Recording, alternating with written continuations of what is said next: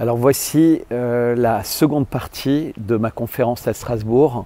J'espère que vous aurez autant de plaisir à la regarder que les personnes qui ont assisté à cette conférence, pendant laquelle au début il était prévu une intervention d'1h30 et finalement il y a eu 4 heures d'échanges filmés, donc qui sont découpés en 3 parties. Là c'est la seconde partie, mais les parties sont toutes indépendantes puisqu'on faisait des pauses. Et ensuite, la conversation a duré longtemps, mais sans être filmée. Tout ça se passe en parallèle avec mes interventions chez Brochu TV, que vous avez l'occasion de voir en direct. Donc cette semaine, ce n'était pas un dimanche, c'était un lundi matin et lundi après-midi. Et également, je continue à poster un peu sur X, mais de moins en moins, puisque je consacre l'essentiel de mon temps à faire de longues analyses sur mon compte Substack. Pourquoi j'ai préféré procéder ainsi? Parce que je constate depuis des semaines, depuis des mois, d'une part un changement très brutal des algorithmes. Alors ça avait commencé réellement à partir d'octobre 2023, c'est-à-dire le début du génocide de Gaza, mais ça s'est considérablement aggravé, accentué. Et d'ailleurs, j'ai remarqué que tous les comptes qui ont une position, disons, non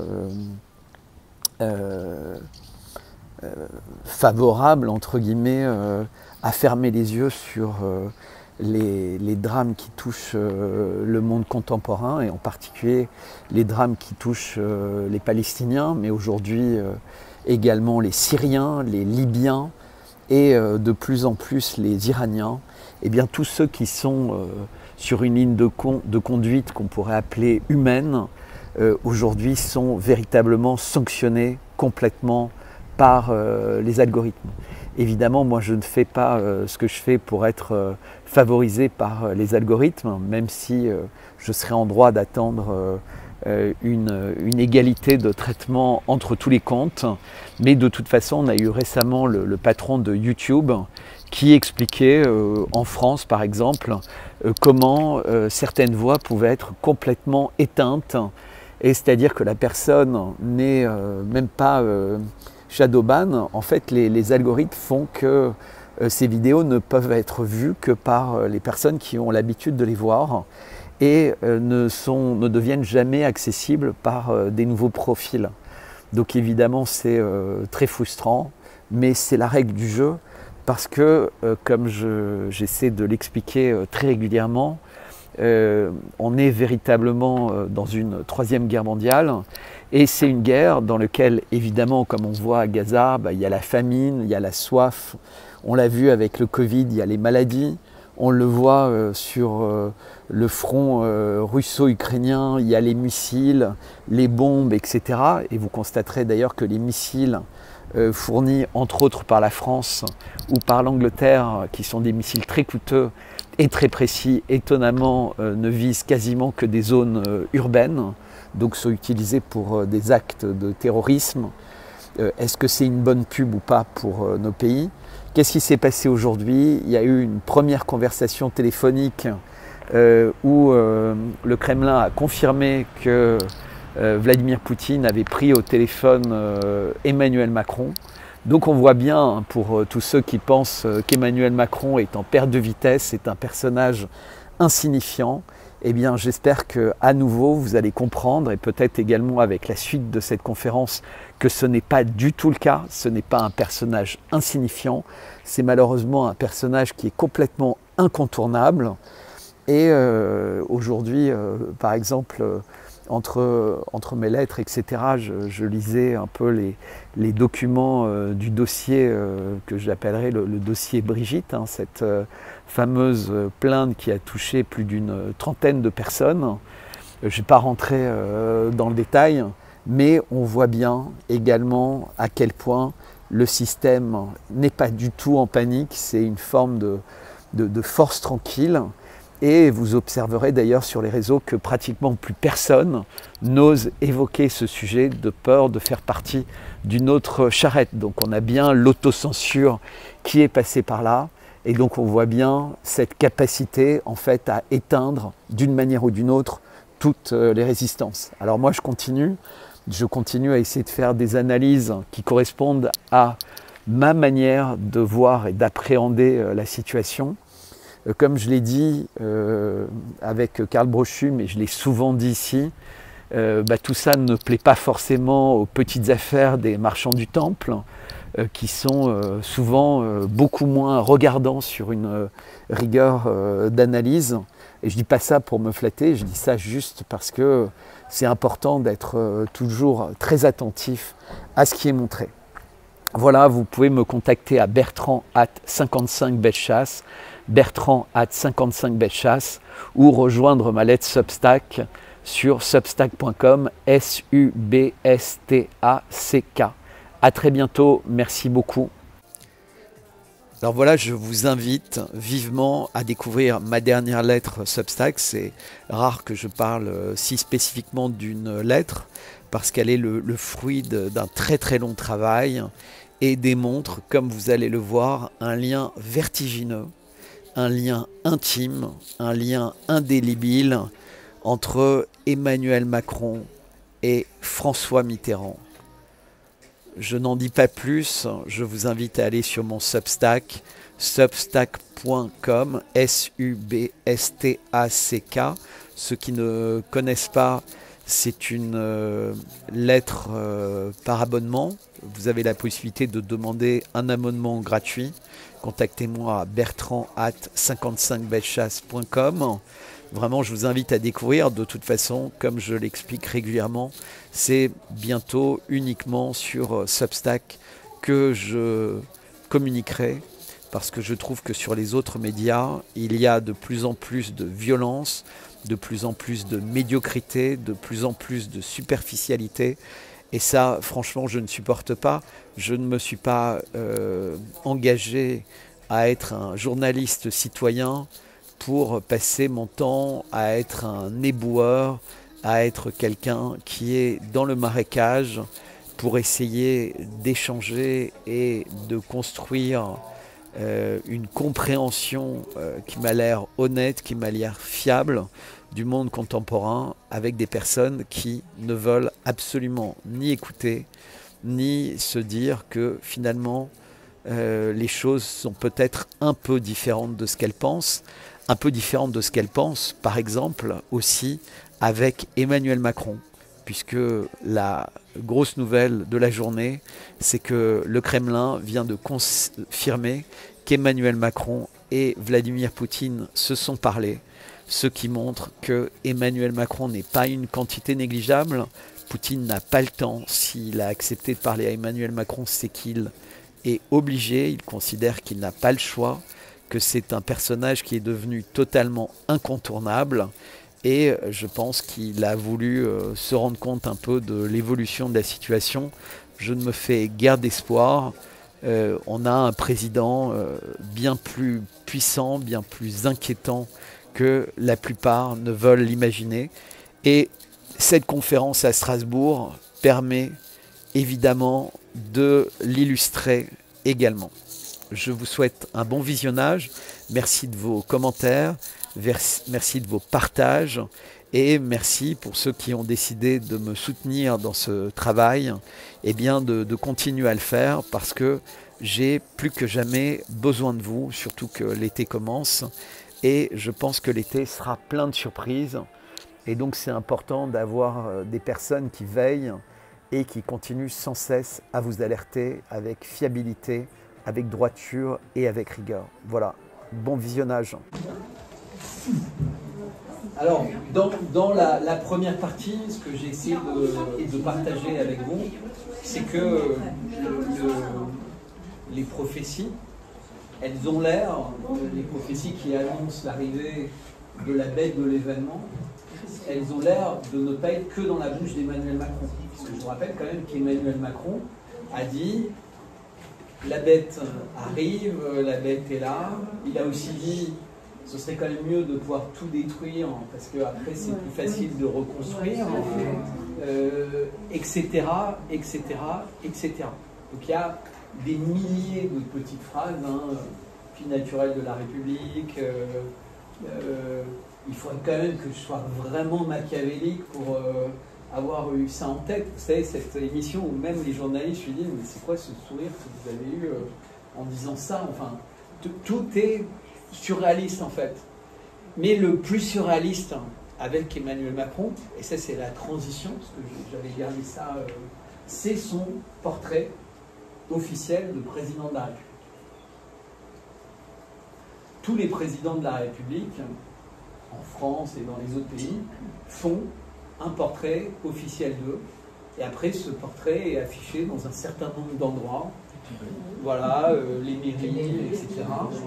Plus ou moins volontairement, ça n'a jamais été obligatoire, mais il y a ça, et il y a ça dans plein de pays. Il y a ça dans les dictatures, mais il y a ça aussi dans des pays comme les États-Unis ou autres, pas trop aux États-Unis, mais en revanche, il n'y a pas ça, par exemple, dans des pays comme la Norvège, la Suède, où vraiment le président c'est un employé, même en Pologne ou ailleurs, c'est le gouvernement qui gère en fait, et puis les présidents sont plus symboliques. On vient de voir, il y a un nouveau président qui est élu, mais en réalité, tout le monde s'en fiche, quoi. Il est plutôt de droite conservatrice, mais c'est le Premier ministre qui va continuer à piloter le pays. Mais pourquoi est-ce que la photo de Macron, elle est importante? Là, j'étais dans la cuisine où je discutais avec des personnes que ça intéresse depuis longtemps, en fait, la place vraiment de Macron dans l'histoire, entre guillemets, de France et quelque part l'histoire du monde. Oui. Parce que plus jeune président, enfin, il y a beaucoup de records avec lui. Le plus jeune président avec la femme la plus âgée, enfin, ça fait quand même des choses très antinomiques d'ailleurs. Et c'est un portrait qui change totalement de nature par rapport aux autres portraits. C'est-à-dire, vous prenez le portrait de De Gaulle, de Mitterrand, de Chirac, de Sarkozy, de Hollande, de Pompidou, vraiment vous les prenez tous, c'est des portraits classiques. C'est une photomaton un peu améliorée. C'est-à-dire vous avez le président, il est assis dans une bibliothèque, ou depuis que l'écologie c'est un sujet, ils sont parfois dans un jardin devant l'Élysée. Avant il n'y avait que le drapeau français, puis d'un seul coup il y a aussi le drapeau européen, etc. Mais le portrait d'Emmanuel Macron, il n'a rien à voir. Rien à voir. Mais moi, je n'avais pas regardé parce que, franchement, dès l'élection présidentielle de 2017, moi, j'avais vu arriver, j'étais très inquiet. Et puis, j'étais j'étais pour François Fillon. Et donc, voilà, j'étais dégoûté de cette machination pour le faire tomber et finalement pour voler l'élection aux Français. Parce que, en réalité, une finale contre Marine Le Pen, c'est une finale gagnée pour celui qui est contre Marine Le Pen, sans critique de Marine Le Pen, mais uniquement à cause de la manière avec laquelle les médias s'assurent que c'est comme ça que ça va se passer. Car les médias ne laissent quasiment aucune chance et le reste s'assure qu'il n'y a véritablement aucune chance. Le fameux plafond de verre, le retour du fascisme, les trucs... alors qu'il n'y a pas plus sioniste que le parti, le Front National, sous Marine Le Pen. Et ils en sont fiers, et de toute façon, ils l'assument complètement. C'est un nouveau parti, entre guillemets. Et donc, il est élu, mais bizarrement, sa photo devient obligatoire en 2023. Pas en 2017, pas en 2022, mais en 2023, une petite décision comme ça, la photo est obligatoire. Et on sait, parce que vous vous rappelez, il y avait un maire d'une ville qui avait dit la photo obligatoire, il l'avait fait en miniature. Et là, d'un seul coup, je me suis dit, il faut que je regarde cette photo. jamais regardé la photo. Pourquoi est-ce qu'il la rend obligatoire? Et là, pour ceux qui savent, hein, mais depuis 2013, hein, j'ai une galerie d'art contemporain qui est assez importante, enfin, qui s'est développée un peu partout dans le monde. L'art, c'est quelque chose qui me passionne. Donc regarder les tableaux, analyser les tableaux, etc., ça m'intéresse. Donc j'ai une connaissance pour ça. Si vous montrez un tableau, vous montrez un objet ou autre, je vais avoir une sensibilité en fait. Et je vois cette photo et franchement, je m'assieds, je suis abasourdi en fait. Et je réalise que la photo en fait elle est obligatoire, mais pas, et je vais revenir sur la photo, pas que dans les mairies, mais elle est obligatoire dans les commissariats, dans les bureaux de poste, dans les hôpitaux qui sont financés par les pouvoirs publics, dans les universités, dans les écoles, partout. C'est-à-dire où vous allez, et c'est simple, hein, vous avez même des bureaux de poste, hein. C'est un peu comme les injections, vous avez quelqu'un qui est en phase terminale d'un cancer du pancréas, on l'a injecté. Ben, vous avez des bureaux de poste qui vont fermer dans 2 mois, parce que vous savez, dans toutes les petites villes, maintenant les bureaux de poste, c'est dans les tabacs ou les machins, hein. Et ben ils fusionnent, et ben mec des bureaux de poste disaient, mais vous imaginez, on va fermer, ils nous ont envoyé 3 photos encadrées à afficher, alors qu'on va fermer. C'est-à-dire que là, il n'y a pas de problème d'argent. C'est-à-dire, pour afficher, mais si, allez dans un bureau de poste, vous verrez. Vous avez, mais non, mais essayez même le tout petit bureau de poste de la campagne qui fait 15 mètres carrés, qui est ouvert 3 après-midi, il y a la photo. Et en fait, cette photo, il faut que vous la regardiez, elle est comme un rébus. Alors, il faut juste imaginer, petit 1, que dans cette photo, il y a plein d'objets. Il n'y a pas juste un président dans un jardin mis en scène, etc. Sur cette photo, le truc le plus bizarre, pour quelqu'un qui regarde sans avoir l'habitude de regarder une photo, c'est qu'il y a 2 iPhones. Vous imaginez sur la photo, le portrait officiel d'un président de la République française, il y a 2 iPhones. Il y a 3 livres de la Pléiade. Ce n'est pas des éditions originales, hein, dédicacées ou autres, c'est des livres de la Pléiade. Bizarre. Il y a, alors c'est le président de la modernité, de machin, il y a un encrier qui ressemble à un calice, je vous en parlais, 18e, doré, machin, très institutionnel. Il y a une pendule mécanique qu'on revoit, pas celle-là, mais on a souvent des pendules avec Emmanuel Macron qui marquent une certaine heure, qui est là. Il y a ces 2 anneaux, vous savez, ah oui, ces fameux anneaux, il en a un à l'annulaire gauche, un à l'annulaire droit. Oui, pas classique quand même, 2 anneaux. Donc, oui, mais justement, cette photo nous explique ce que c'est que l'annulaire. Et il y a plein d'autres choses, des drapeaux, des arbres derrière lui qui forment quelque chose de spécial. Et il est surtout dans une position très bizarre. Il est devant un bureau et il y a sa position des mains et la position du corps et le corps en lui-même qui est très bizarre. Et il se tient, vraiment, il faut regarder les mains avec une force. On sent la crispation dans les mains et on se dit, mais quoi, il va sauter sur le public ou alors, et en fait, la position des mains ne prend sens que quand vous retournez la photo. Il y a les mains qui ont la même attitude que s'il était cochon pendu. Vous savez, quand vous êtes cochon pendu. Et d'un seul coup, vous vous amusez, parce que c'est facile à faire. Maintenant, vous mettez la photo en noir et blanc. Et d'un seul coup, les arbres qui sont dans le paysage derrière lui, ça ressemble à des ailes. Vous savez, il est au 2e étage de l'Élysée. Si vous connaissez les jardins de l'Élysée, il y a un grand jardin, une grande pelouse. Et les arbres, ils sont à 300 mètres au fond du pâté de maison de l'Élysée. Et là, on a des arbres dans la photo. Franchement, si vous faites un peu de géométrie, vu que la photo est prise comme ça, c'est des arbres qui font 400 mètres de haut. Vous voyez ce que je veux dire?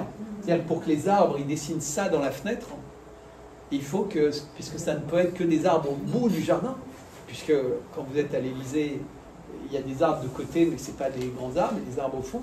Donc ça veut dire que ça a été photoshopé pour l'occasion. Il y a quelqu'un qui a pris le temps Et là, d'un seul coup, c'est comme des ailes. Et là, d'un seul coup, vous mettez à l'envers et vous avez l'impression que c'est une chauve-souris, en fait. Que vous avez... Ah non, mais faites l'exercice. Vous allez voir, c'est fascinant. Et là, d'un seul coup, les mains, la force que vous avez dans les mains, bah, c'est la force que vous auriez dans les mains de quelqu'un, encore une fois, qui est retourné comme ça. Et là, bah, forcément, moi, je me mets à regarder, mais je décrypte ça très très vite. Et je remarque que, je vous ai dit, il y a cet encrier. D'accord? Et alors l'encrier, étonnamment, il ressemble à un calice, donc le sang du Christ, avec un coq au sommet, comme un clocher. Mais bizarrement, le coq, c'est bizarre, on dirait, ça joue au millimètre ces choses-là, mais qu'il n'est pas triomphal sur ses pieds, il est comme empalé en fait. Vous savez, la position des jambes, bah, ça change tout en fait. Hein. Sur un coq, hein, soit il a un pic dans les fesses, soit il a ses deux jambes, mais c'est pas pareil. Hein. Vous ferez l'expérience. Tout ça, je le note, mais c'est un peu... Et puis je regarde les Pléiades ouverts, alors je cherche, et il y a Sibeth Ndiaye qui était sa chargée de communication, qui a fait une vidéo et qui est toute fière d'avoir assisté à ce moment-là, ce moment particulier de la prise de la photo. Et on voit dans cette vidéo, qui est toujours en ligne, qui dure à peu près 1 minute, elle est là, elle le filme, et il est en transe. Il est arrivé avec un sac, il a les objets, il est là, il les met en place et il fait tout. Il ouvre à une place très particulière un livre, il met tac, tac, tac, tout est organisé, millimétré. Et donc, il y a, à cause de cette vidéo, on sait, il n'y a aucun doute. C'est pas quelqu'un qui a préparé ça pour lui, c'est lui qui a fait ça. Mais, comme il le dit souvent, comme s'il y avait une transcendance qui lui disait de faire ça. Il dit tout le temps ce mot. Pourquoi vous avez dissous, pourquoi vous avez... Il dit toujours, c'est une transcendance. Bah, c'est comme si une voix m'avait demandé. Il le dit. Il faut revoir. Il l'a dit au moins 10 fois. Des gens qui lui disaient, pourquoi vous avez fait ça? Il dit, mais non, mais c'est une transcendance. Et là, d'un seul coup, je me dis, merde, c'est lui. Donc, et donc, un encrier, qu'est-ce que c'est? C'est la calligraphie. C'est un vieux média, c'est... Vous écrivez une lettre, vous écrivez des poèmes, vous écrivez, ça symbolise la calligraphie. On reviendra sur le coq, on reviendra sur le clocher. Je n'ai pas trop besoin de vous parler du clocher, du coq, vu qu'on a pas mal parlé de Notre-Dame, mais on va quand même y revenir. Ensuite, le livre suivant, moi je ne peux pas voir dans la photo non plus quel livre, mais il y a des gens qui savent, qui ont posé la question à l'époque. Et c'est les mémoires du général de Gaulle. Et le livre est ouvert sur la page de la dissuasion nucléaire. Alors un livre ouvert, ça veut dire que ce qui compte, c'est ce qui est montré, le contenu. S'il est fermé, ce qui compte, c'est le nom du livre, ou éventuellement la matière. Mais déjà, à l'Élysée, ils ont forcément les mémoires du général de Gaulle en édition originale dédicacée. Dans la bibliothèque, ou alors au moins une édition originale numérotée. Personne qui s'intéresse à la littérature va mettre un Pléiade. C'est pas une édition originale, c'est pas... Donc ça veut dire que le fait d'avoir choisi un Pléiade, ça a du sens. Je le garde dans un coin de ma tête, mais je remarque quand même que le livre, c'est l'imprimerie. Donc on avait la calligraphie, et là maintenant on a l'imprimerie. Donc c'est un média évolué, l'imprimerie. Ça permet de communiquer plus largement des textes à plus de monde. Sachant que j'ai oublié quand même le clocher, j'aurais dû vous dire d'abord, c'est quasiment le plus vieux média. Hein. On tape sur un tronc, on tape sur un clair. Personne n'a besoin de savoir lire pour comprendre qu'un clocher, vous savez, dans les villages, un baptême, c'était tel type de son, un mariage, une mort, une alerte.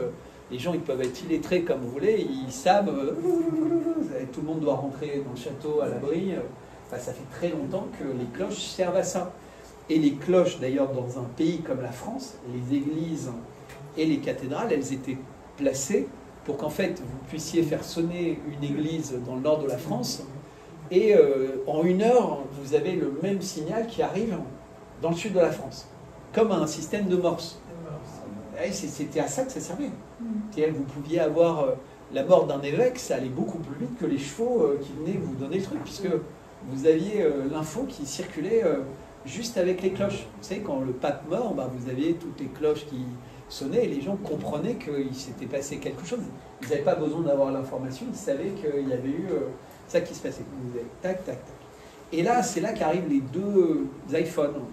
Vous avez les deux iPhones, l'un sur l'autre, dans l'alignement parfait de l'encrier, le livre de Gaulle ouvert et deux iPhones. Et là, c'est quoi deux iPhones? C'est le multimédia, c'est l'Internet.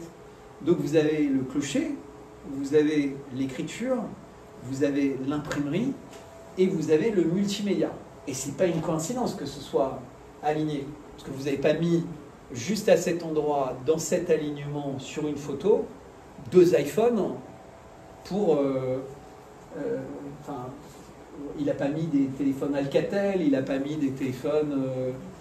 il a mis des iPhones, ce qui a beaucoup de sens, hein, vous allez voir, parce que ça aussi, chaque chose a plein de sens. Mais ils sont alignés, donc le multimédia. Et qu'est-ce qui est aligné avec ça?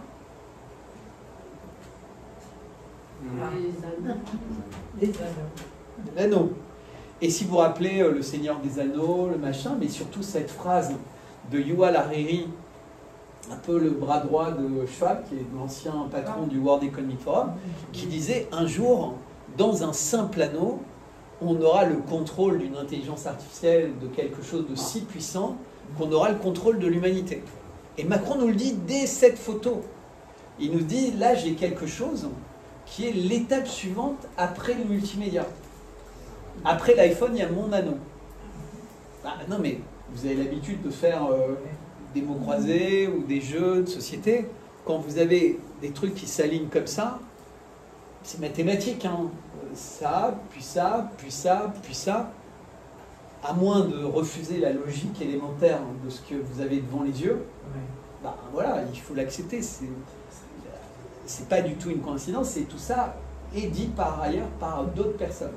Et puis là, cet anneau qui est quand même extrêmement bizarre, puisque voilà, c'est comme s'il avait un tatouage sur le front pour dire non, il y a marqué diable, mais sur le bas. Il a ce truc et il nous le dit dans la photo, mais personne ne veut le voir, entre guillemets. Personne ne veut voir que cette photo nous raconte des choses. Ça, c'est pour cet alignement.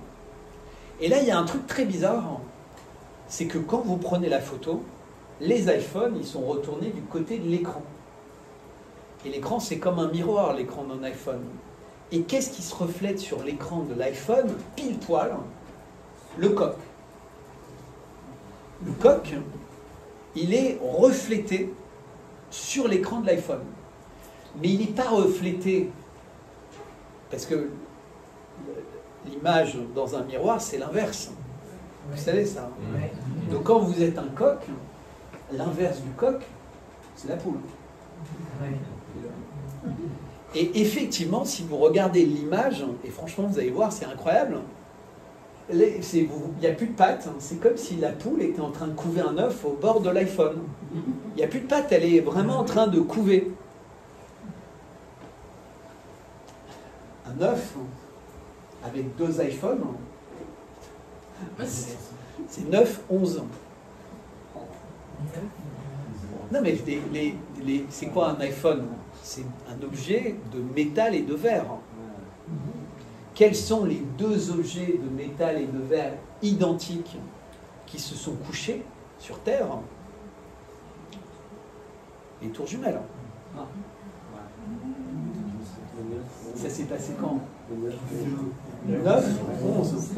Si la poule est en train de couver, c'est qu'il y a un œuf. Non mais... une poule, elle ne couve pas une casserole. Hein. Elle couve un œuf. C'est pas moi qui le dis, c'est la photo. Regardez la photo. La poule, vous verrez, elle est dessus. Et vous ne pouvez pas mettre la poule par hasard. Avec les systèmes de lumière, de spot, de machin. Vous voyez, il y en a qui ont la photo qui peuvent confirmer. Oui. Ah ouais, effectivement. Parce que je ne la prends pas partout. Non, mais vous voyez ce que je veux dire. C'est incroyable. Il y a ça. Et qu'est-ce que c'est le 9 septembre, en réalité? Qu'est-ce qui résulte de ça? Je ne parle même pas des guerres. C'est que dans la foulée immédiate du 9 septembre, il y a eu quelque chose qui s'appelle le Patriot Act, qui était déjà préparé depuis longtemps. C'est-à-dire qu'ils ont légalement l'autorisation d'espionner la terre entière. C'est-à-dire que compte tenu d'une attaque de terroristes au cœur des États-Unis, machin, les États-Unis s'offrent, avec le Patriot Act, la possibilité de considérer que tout le monde est possiblement un ennemi des États-Unis. Que ce soit un citoyen américain qui vit aux États-Unis ou quelqu'un partout dans le monde. Et qu'est-ce qu'il y a au-dessus de la tête d'Emmanuel Macron?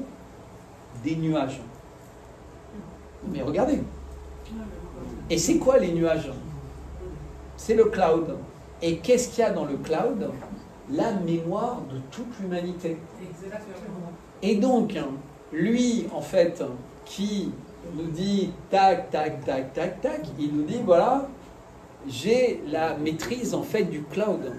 Puisque, en fait, alors là, je vais vous dire, et vous allez tout de suite comprendre, vous allez dire, mais comment est-ce que personne ne nous dit ça aussi clairement? Mais Dieu, je sais pas, il y en a parmi vous qui croient en Dieu? Levez la main.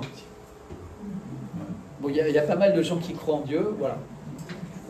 Donc si vous croyez en Dieu, évidemment, vous croyez au diable. Mais Dieu, en fait,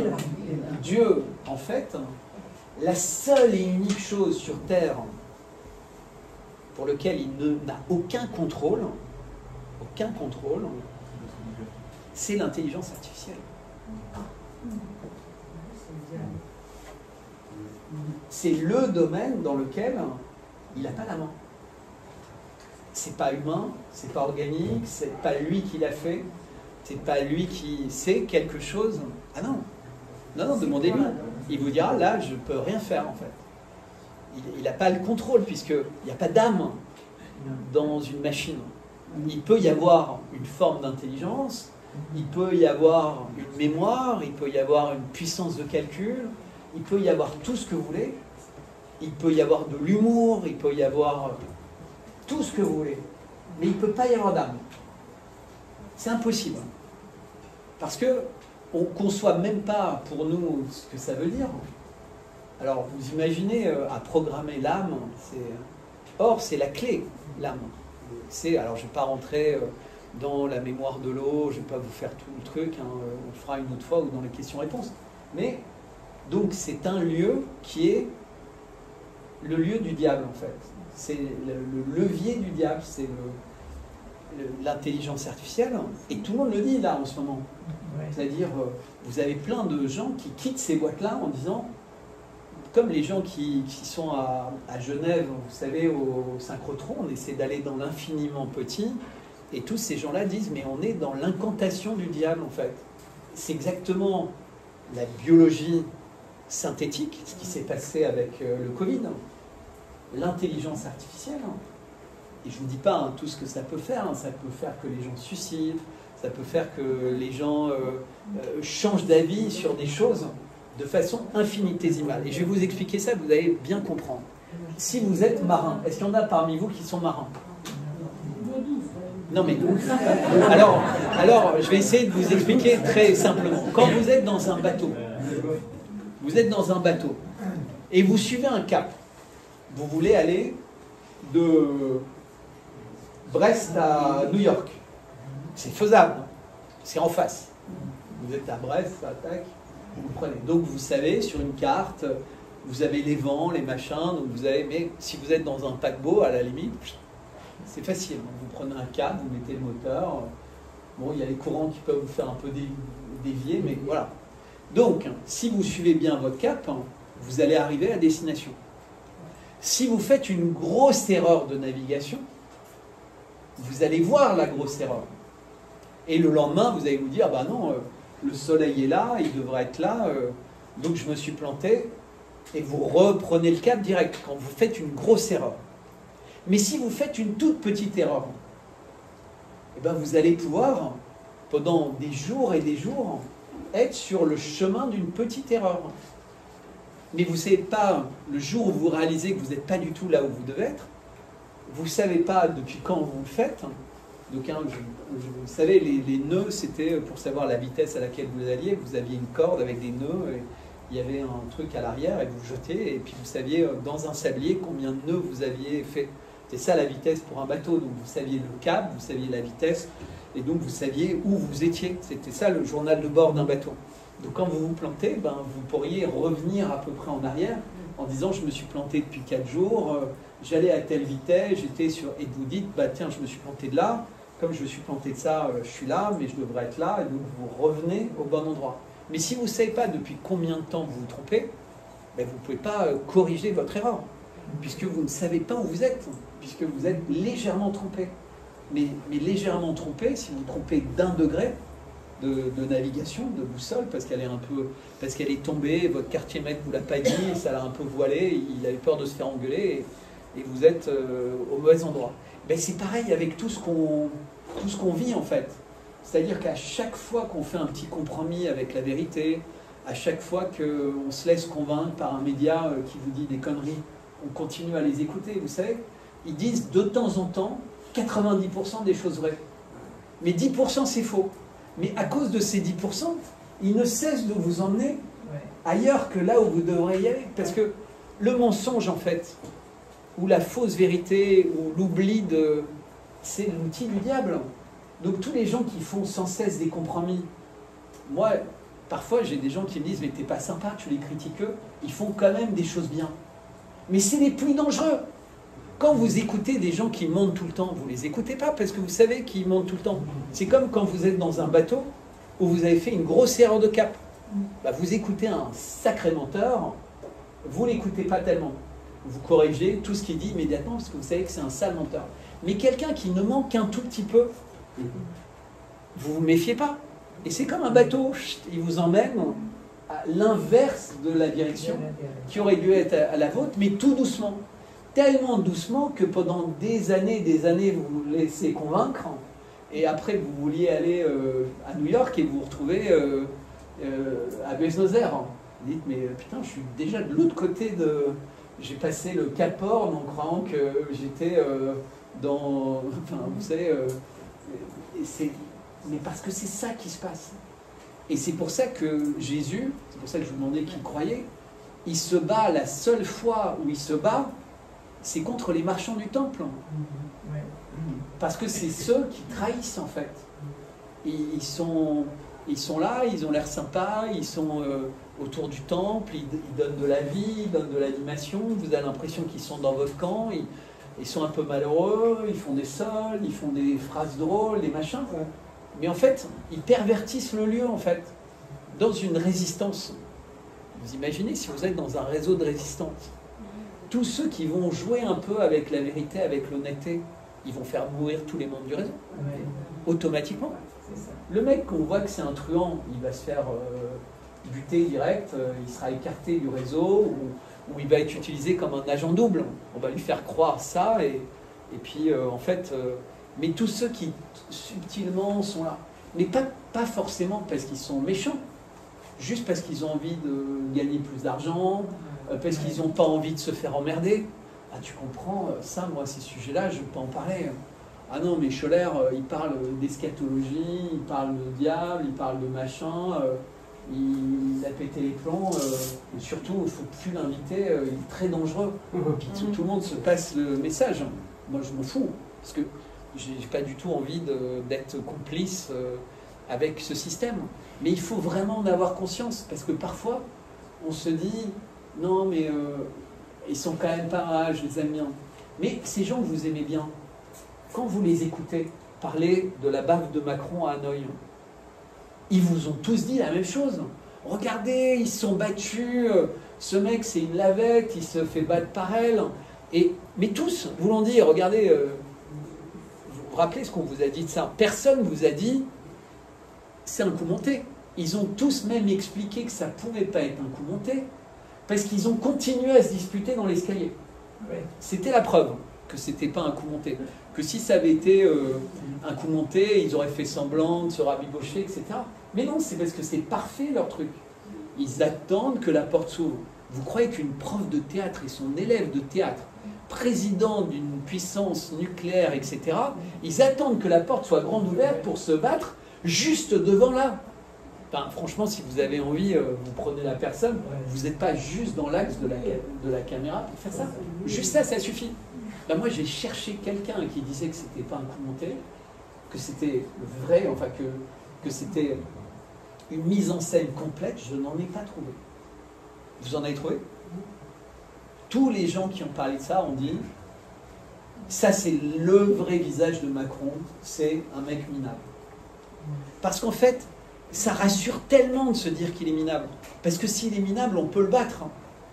S'il est minable, il va perdre aux élections.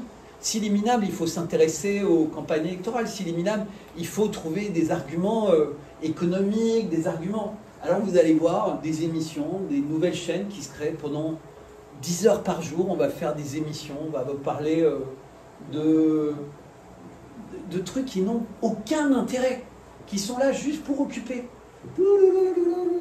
Ah, ceci, il a voté ci, il a voté ça. Mais personne n'ose toucher les sujets fondamentaux.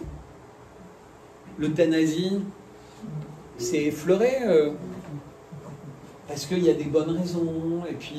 Et puis quelque part, en eux, les gens se disent, bah, après tout, c'est vrai, il y a trop de vieux. Il y a trop de personnes sur Terre. C'est bon pour l'écologie. On va... et puis... on pourrait même recycler ceux qui sont morts, leurs organes, parce que si on les tue encore frais... Non mais... Et puis jeunes, parce que c'est à la carte. L'euthanasie, l'IVG dans la Constitution, comme si l'IVG était en danger. Non mais vous imaginez, dans la Constitution, il n'y a pas le bonheur, mais il y a la mort. Ah, c'est dingue. Vous connaissez beaucoup de pays filles aînées de l'Église dans lesquels l'IVG est dans la Constitution. Il est constitutionnel. Et alors, tout ça s'est passé pendant l'affaire Palmade. Ça aurait dû rendre ça encore plus horrible. L'affaire Palmade, c'est quoi? C'est un mec multirécidiviste, au volant, délit de fuite, etc., etc., je passe le truc, qui détruit la vie d'une famille complète. Et dans les membres de la voiture, il y a une femme enceinte de 7 mois et demi. Bataille d'experts. Non mais ils ont osé. Bataille d'experts.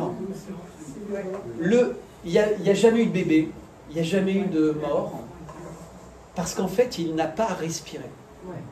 Donc la mère, ça fait des mois qu'elle a un bébé qui joue au foot avec son ventre, qui lui donne des coups de poing, qui écoute tout ce qui se passe,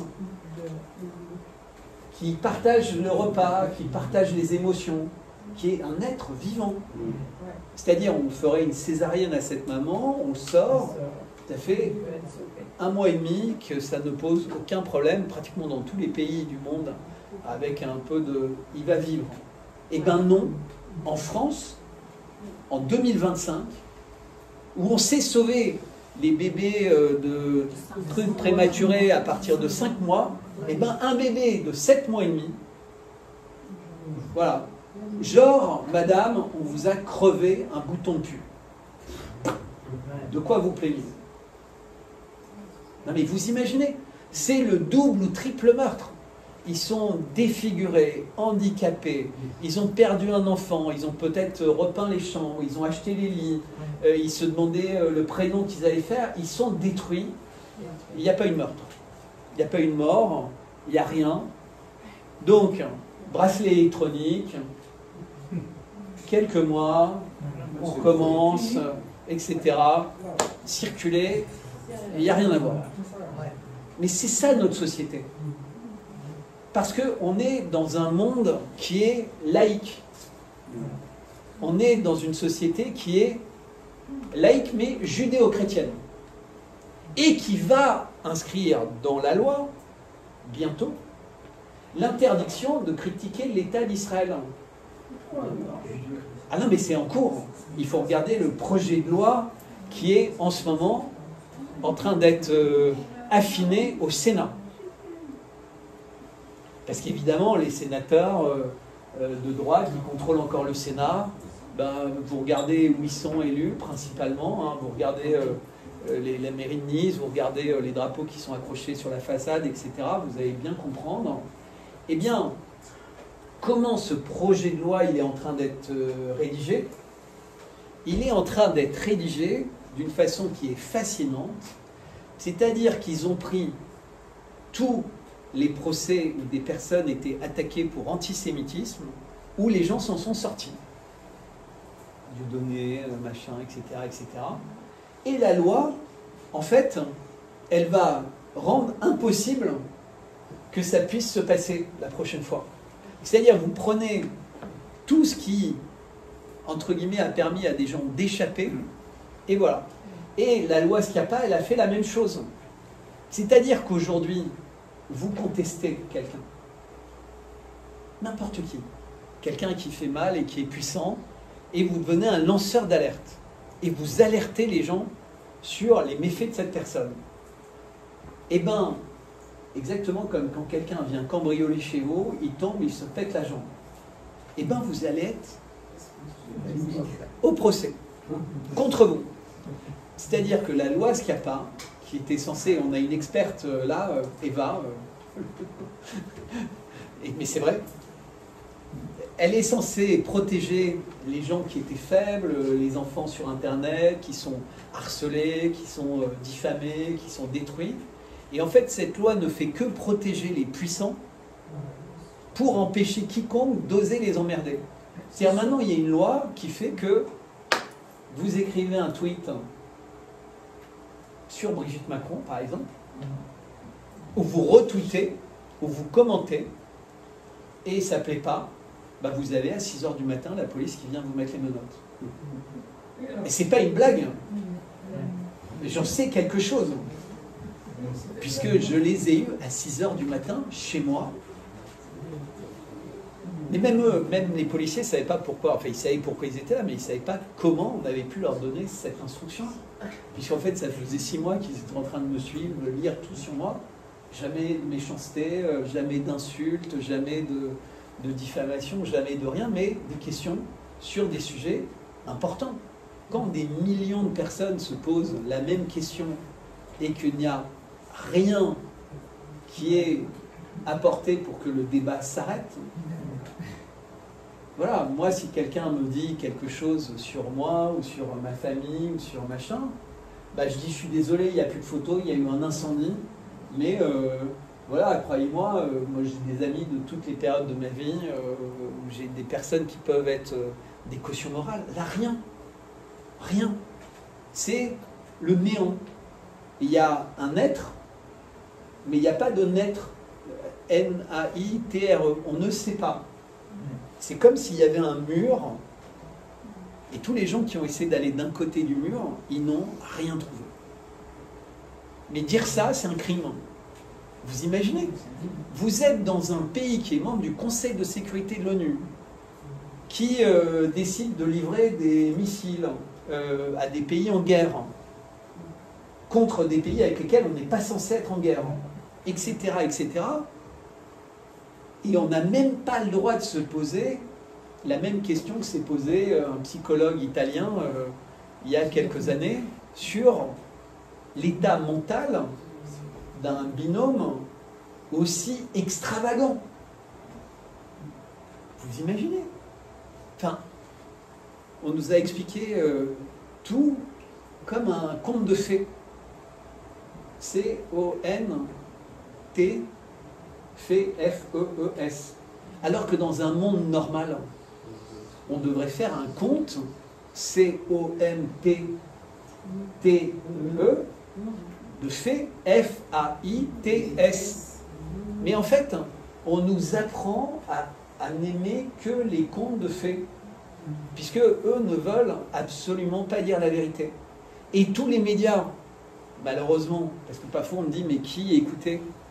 Mais arrêtez d'écouter, allez dans votre jardin, ouvrez des livres, détendez-vous, Mais arrêtez d'écouter ces gens qui, à longueur de journée, vous font croire que vous pouvez avoir le pouvoir avec vos votes, avec vos manifs, avec vos machins, etc.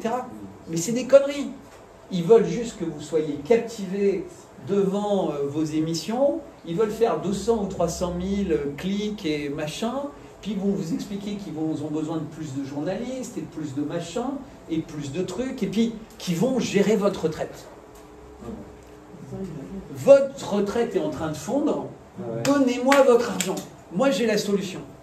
Moi, j'ai des copains, vous imaginez, avec mon parcours, hein, je suis 2 fois ingénieur, Sciences Po, enfin bref, bac C mention très bien, etc., etc. J'ai des copains qui ont des fonds d'investissement, qui ont des grandes structures financières, qui aident vraiment les personnes à gérer leur argent. Les grandes banques font ça aussi, avec des normes, avec des règles. Vous connaissez les gens qui bossent dans les banques? C'est vos enfants, c'est vos neveux, c'est vos nièces, etc. Ben, ces gens-là, de la dissidence, ils vous expliquent que c'est tous des arnaqueurs, que c'est tous des voleurs, et vous les croyez. Pourtant, vous dînez le week-end avec ces gens-là. Vous savez que ce n'est pas des arnaqueurs. Mais pourquoi vous croyez des gens qui vous racontent ça, alors qu'eux ne respectent aucune norme? Aucune. Que vous ne savez même pas où part l'argent que vous leur avez donné. Parce qu'ils vous disent, attends, pour des raisons de confidentialité, pendant 2 ans, ne me demandez rien, parce que le gouvernement me déteste, les grandes banques m'ont piqué mon argent, le machin, et vous les croyez. Non mais vous imaginez. Mais il ne faut pas les critiquer, c'est pas gentil ce que je fais. Enfin, vous vous rendez compte qu'on vous dit, je suis désolé, hein, on vous dit de croire des gens qui ne sont là, c'est des Robin des Bois inversés. Vous voyez? Robin des Bois, il prenait aux riches pour donner aux pauvres. Ben vous avez des gens qui vous prennent parce que vous avez peur et que vous êtes malheureux pour devenir riches, eux-mêmes. Et qui noircissent le tableau et qui détestent les gens comme moi qui essaient de dire la vérité. Donc Bertrand Scholler, ah non, tu vas pas écouter ce mec. Mais comme vous avez tellement d'autres choses à écouter, tellement d'autres vidéos, tellement d'autres trucs, évidemment vous n'allez pas m'écouter. Puisque tout le monde vous a dit qu'il ne fallait pas m'écouter. Et moi, je ne vous demande pas de m'écouter, d'ailleurs. Hein. Je suis là. Suzanne m'a dit, viens, je vais peut-être avoir quelques personnes. Je lui ai dit, moi, je viens. Vous soyez 5, 10, 30, ça n'a aucune importance. Que moi, je vis comme un jardinier. Donc, je me dis, je plante des graines. Si le terreau est favorable, vous allez vous mettre à produire des fruits et à faire des choses intéressantes. Mais surtout, vous allez arrêter de vous laisser empoisonner par les gens qui vous racontent qu'ils sont là pour vous sauver. Parce qu'ils font l'inverse. Mais oui, mais le problème, c'est que là, vous étiez là, vous êtes bloqué, vous entendez. Mais les personnes ne veulent pas entendre ça. Parce qu'on n'a pas envie de se dire qu'encore une fois, on s'est fait avoir. On s'est fait avoir par les partis politiques, on s'est fait avoir par les syndicats, on s'est fait... Mais on ne va pas se faire avoir par une petite nana sympa qui a créé une chaîne et qui pleure pour avoir des abonnés en plus qui vont s'engager pendant 2 ans par mois alors que vous croyez que vous donniez une fois que ça s'arrêtait là. Et si, voilà, c'est comme ça. Il faut le savoir. Hein. Mais ça ne veut pas dire qu'il n'y a pas de solution. La solution, vous devez la trouver en vous. C'est pas compliqué. La solution, elle est en nous. On a toutes les réponses en nous. Tout ce que je vous dis, vous le savez. Vous le savez intuitivement. Vous le savez, mais vous refusez de le savoir. C'est comme les gens qui se sont fait injecter. Il y a des images incroyables d'enfants, mais qui sont en panique, tétanisés, parce qu'ils ressentent qu'ils font un truc qu'ils ne devraient pas faire. Et les parents aussi. Mais comme socialement, pour aller en vacances, pour aller faire du sport, pour machin, etc. etc. C'était bien tombé aussi. Juste avant les vacances. Mais non, mais c'est même pas ça. Mais bien sûr, mais ça tombe toujours bien. Il a bien joué son truc. Oui, mais c'était pas que ça. C'était le croque-mort tous les soirs. Le mec, à 7 heures, vous aviez le croque-mort, et à 8 heures. Et sauf que quelques mois après, les mêmes qu'il fallait applaudir, ils étaient suspendus. Et il n'y avait personne pour applaudir. Et personne pour les aider. Personne pour les aider, personne. Pourquoi ils étaient suspendus? Parce que quand, et ça c'est vraiment important, quand vous êtes médecin, infirmier ou autre, Il n'y a rien de plus facile pour vous de faire un faux certificat. Rien de plus facile. Rien. Mais accepter, avoir la force d'âme de dire « je ne me fais pas vacciner et je l'assume », alors là, vous êtes dangereux pour le système. Parce que vous n'êtes pas un menteur, vous n'êtes pas un tricheur, et vous assumez les conséquences de vos actes. Donc ces gens-là, un système qui ne vit que dans le mensonge, il faut qu'il les détruise. Alors maintenant, vous vous amusez à prendre vos journalistes, certains, à Sud Radio, le tapis de la résistance, etc. Ah non, non, mais moi, je me suis fait vacciner, je voulais partir en vacances. Et puis après, il dit non, mais j'ai fait des faux vaccins, des faux certificats, et des faux... Mais comment vous pouvez croire quelqu'un qui ment tout le temps? Non mais comment? C'est pas possible. C'est pas possible. Vous voyez ce que je veux dire? Un mensonge, c'est déjà trop de mensonges. C'est ce que je vous expliquais avec le bateau. Parce que c'est des petits mensonges. Ah non, mais il faut comprendre, il a eu des bonnes raisons. Mais c'est parce qu'il y a des gens comme ça qui ont menti, qu'il y a des milliers d'enfants qui ont été vaccinés, qu'il y a des milliers de femmes qui ne pourront pas avoir d'enfants. Tout ça, c'est parce que c'est une logique qui s'est mise en place. Et donc à chaque fois qu'on tolère ça, on se dit, allez, c'est pas grave. Et c'est, peut-être ça va être le mot de la fin de cette partie-là, parce que désolé, mais c'est vraiment important. Mais quand est-ce que l'Iran perd, en fait, ce combat horrible? Et pourtant, moi, j'aimerais bien que l'Iran résiste, soit forte, etc. Il ne cesse de mentir. Il ne cesse de mentir. Même Trump, qui a tous les défauts du monde, il a écrit hier un message en disant « Mais vous êtes l'ayatollah d'un pays qui est censé être un chef religieux, etc. Pourquoi vous mentez tout le temps? Pourquoi vous dites que vous êtes en train de gagner alors que vous êtes caché dans un blocos, que vous avez peur de tout le monde? Pourquoi? C'est pas parce que beaucoup de gens en ont marre de voir Israël qui écrase ses voisins l'un après l'autre, que quand il est en train de faire à nouveau la même chose, il faut dire non, non, cette fois, les Iraniens sont en train de gagner, et d'ailleurs les États-Unis et Israël ont capitulé. Mais vous rigolez? Qui contrôle le ciel? Qui a les avions? Qui contrôle le narratif? Quand vous regardez la réalité des missiles, l'Iran dit dès le début, si vous osez nous frapper, si vous osez faire quoi que ce soit, on va vous vitrifier. On va tout faire. Ils écoutent.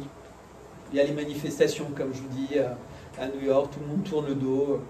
Chacun se dit, ah ben, l'Iran a été vachement convaincant, ils ont montré avec leurs opérations trou machin 1, trou machin 2, vous savez, les missiles qu'ils avaient envoyés il y a quelques mois, donc les gens ne vont plus les bombarder. Et puis là, la nuit du 12 au 13, des bombardements, tous les systèmes de défense aérienne, ce n'était pas la première fois qu'ils les bombardaient, hein. Il y avait déjà eu ça il y a quelques mois, où ils avaient fait des bombardements et ils avaient dit qu'ils avaient des bombardés, mais personne ne les avait cru parce que... Et donc, pratiquement tous les chefs de tous les états-majors sont tués. Et là, moi, je me rappelle, j'accepte d'être dans des émissions, et puis les gens disent « Non, non, mais attends, les généraux, ça pousse comme des petits pains en Iran, ils les ont déjà remplacés, etc. » Mais il ne faut jamais avoir bossé dans une boîte de sa vie pour croire qu'on peut remplacer un cadre dirigeant, a fortiori d'une armée, avec tout ce que ça veut dire quand on est un pays en guerre, par le mec qui est en dessous. Souvent, le mec qui est en dessous, ça fait 3 fois qu'il a été dépassé par d'autres mecs qui étaient plus fiables, plus solides, plus intéressants, etc. On ne peut pas, dans aucun pays du monde, changer en une nuit tout un état-major. Quand le président est un nouveau venu qui est un chirurgien, parce qu'il a remplacé un président qui a été assassiné ou qui a eu un accident bizarre dans un hélicoptère de retour d'Azerbaïdjan, qui est le pays où Israël a des bases, des machins, etc., avec son ministre des Affaires étrangères, avec 2 grands clercs de personnages importants de la religion qui sont pressentis pour être des successeurs possibles de l'ayatollah Khomeini, tous dans le même hélicoptère, qui s'écrase dans des circonstances extrêmement bizarres. Bref. Mais, donc on a un président qui ne comprend rien, qui téléphone à Macron tous les jours. C'est pour ça qu'il fallait commencer par la partie 1. Et je vais revenir après au missile, hein, à la séquence du 12. Mais revenons un peu en arrière.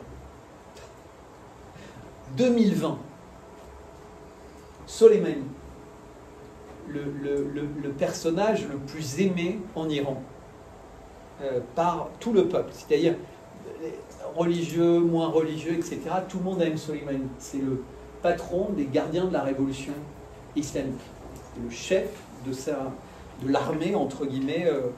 Il est assassiné par Trump en 2020, en pleine campagne électorale où il essaie sa réélection.